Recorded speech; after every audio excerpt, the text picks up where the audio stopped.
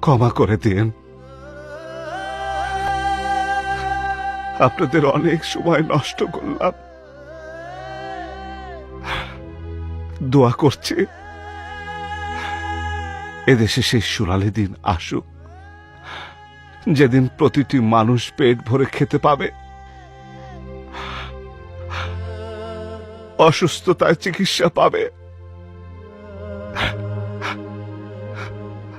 আমার মতো আর কোনো বাবাকে যেন এই পথ খুঁজে নিতে না হয়।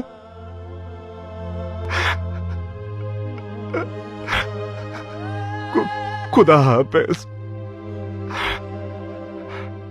দেখা হবে শেষ বিচারে।